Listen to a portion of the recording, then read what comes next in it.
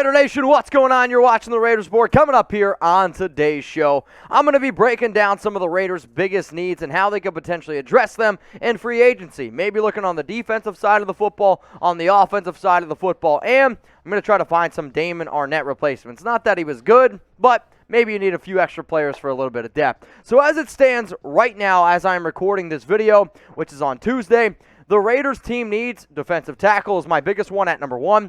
Right tackle is 2.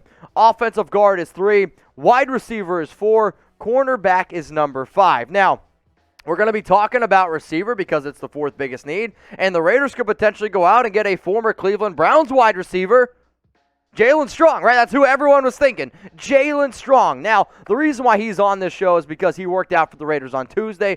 Also, wide receiver Marquise Lee, who's been known as a little bit more of a burner, and some of you guys that live on the West Coast know him from his days out at USC, could also be somebody. But the biggest name out there, everyone knows it, it's Odell Beckham Jr. So no team ended up claiming him. The Raiders obviously already went out and they signed Deshaun Jackson. There's been some reports out there that he might be a bad fit inside the locker room. But when you talk about OBJ, there's a lot of name value there, right? And when you look at the last 3 years on the Cleveland Browns, hasn't really been all too worth it. Has plenty of injury issues, but there's always that thing, right?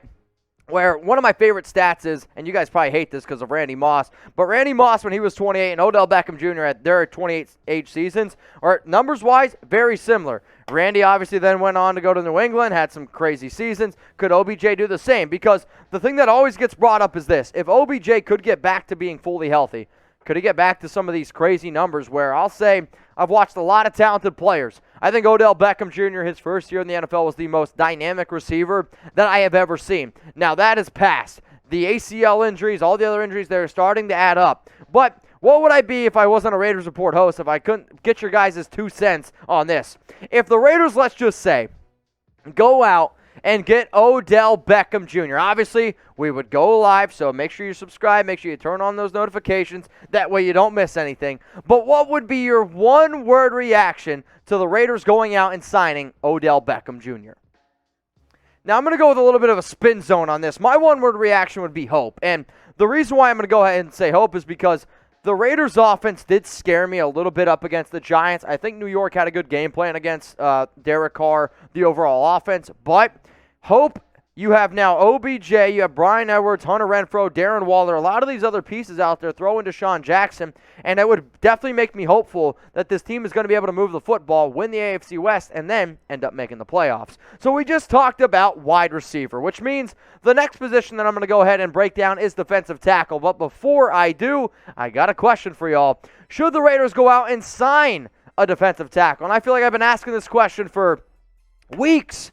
I mean, like, how many times do I have to ask it for us to go out and get somebody that can stop the run? Why for yes and for no? I am going to sit here and pound my fist on the table and say, yes, I like the guys that we have, but the defensive tackles that the Raiders currently have are more of guys that can get after the quarterback and get pressure on the quarterback. Your only real run stopper right now is Jonathan Hankins. And no disrespect to Hankins, he hasn't been having that good of a season. When you consider the fact that right now the Raiders are bottom 5 in rushing yards against, giving up an average of 133.5, and not that they've really played great running backs, they've played a few good backs, but Devontae Booker just went for 21 and 99, and they couldn't slow him down at all. All I'm saying is the Raiders' defense is good. Their pass defense is, can't even say this, top 5 in the league. If you could just get a halfway decent run defense, dude, sky's the limit for this team. So when I was thinking about, okay, I'm going to break down some top DT targets that the Raiders go out and get, there's 5 names that come to my mind. The first name that I'm going to go ahead and bring up here on today's show is Kawann Short. Is Short getting up there in age? Yes, he absolutely is. The other issue, missed plenty of games. So 27 games missed from 2019 to 2020. He did play 122 snaps in 2020 with Carolina. And when you look at these grades, I get it. They're not very good. 45.4 overall, 50.7 against the run, 50.6 against the pass. I just have belief with some of these veterans who are, again, over the age of 32, but he's a big body, 6'3", 315 pounds.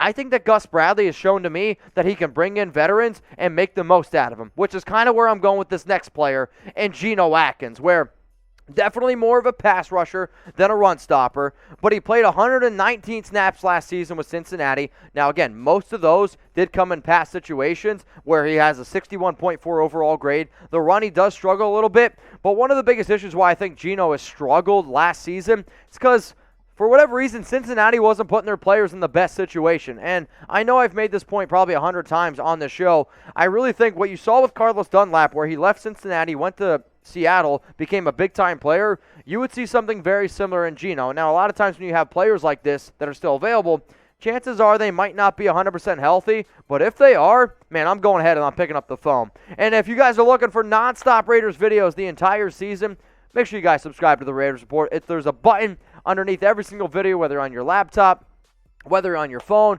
Just click that button, and you're going to make that sub button go ahead and turn gray. Turn on those notifications, because if the Raiders do go out and sign anybody, whether it's Odell Beckham Jr., whether it's one of these defensive tackles, I got you covered. Plus, it's 100% free. I want to make sure that this show continues to stay free, so I want you guys to subscribe. All right, the next player that I'm going to go ahead and bring up here is Damon Snacks Harrison. And if you're looking for somebody that can stop the run, here's your guy. And that's all he's been his entire career. Now, he played 150 snaps last season with the Packers in one game, and in 6 games with the Seahawks. A 66.9 overall grade. You're not going to put him on the field in those passing situations.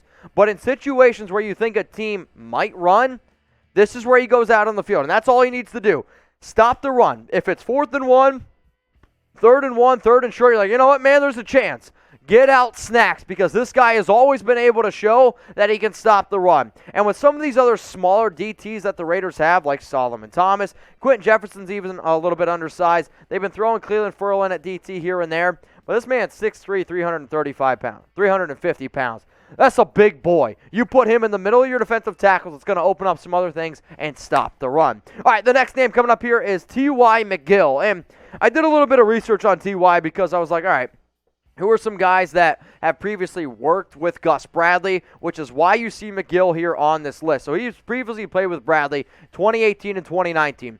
Again, if Bradley has shown me anything, if somebody has past playing experience with him, he's able to bring him in, get him acclimated to the system quickly, and then you can see some pretty solid production. Yannick Ngakoue, Denzel Perryman, Casey Hayward, Brandon Faison, all previous Gus Bradley guys that really, not that nobody wanted, but nobody had the faith that they would be as good as what they are. He played 126 snaps last season with the Eagles, 66.9 overall grade. Look at the running grade. 79.0. He's better in that aspect, right? So overall, he's 6 foot, 299 pounds, played in 7 games last year, had 9 tackles, half a sack, 4 tackles for loss. I like the idea of getting a previous guy who used to play underneath Gus Bradley. Now, before I give you the last name, I do got to remind you, we got a big-time football game this week up against the rival, and out of all the teams in the AFC West, I think I hate the Chiefs the most. They are 2.5-point favorites. The over-under this one is at 51.5 points. And if you want to bet on the Raiders, if you want to bet on the over because life's too short to bet the under,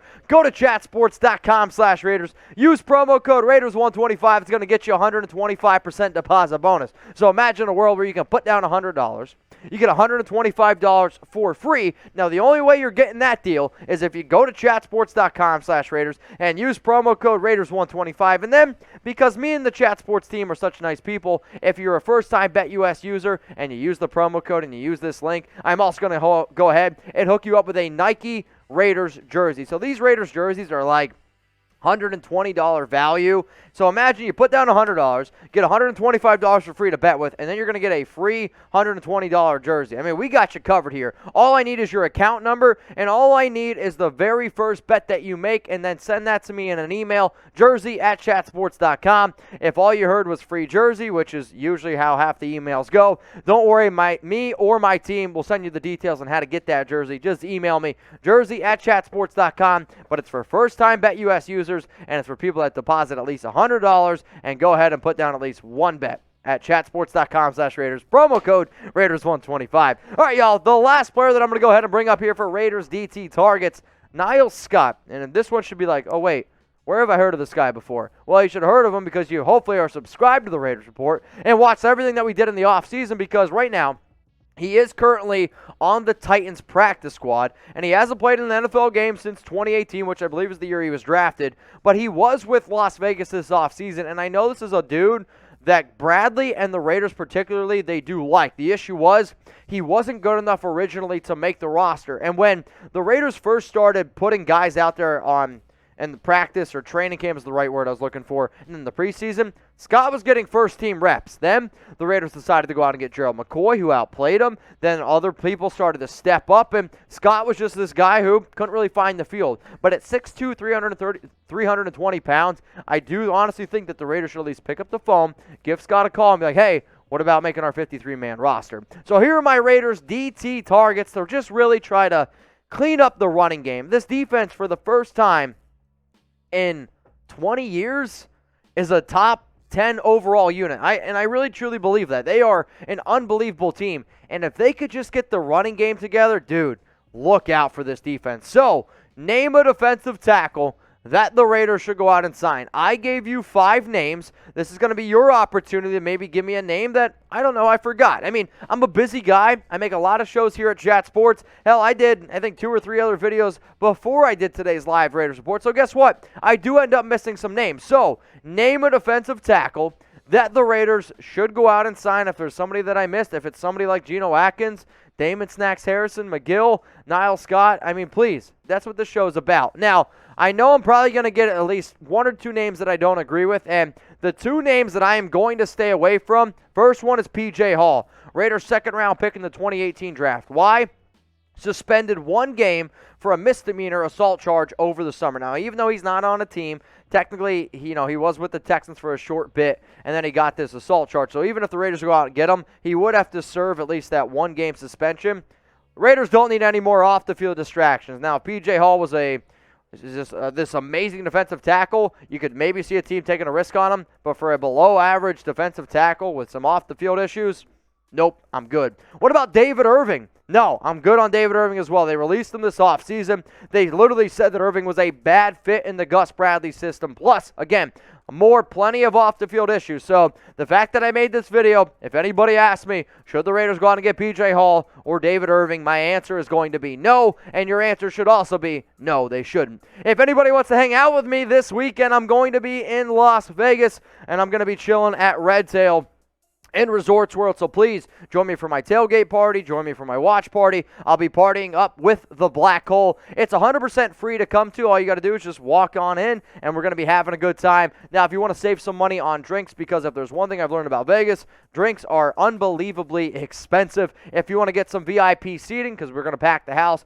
go to theBlackHoleEvents.com, use code Mitch to save 20%. You're going to save a lot of money on the drinks, and realistically, if you want, like I said, a closer seat, it's a really good deal. That link's going to be available for y'all in the comments, and it's going to be available in the description.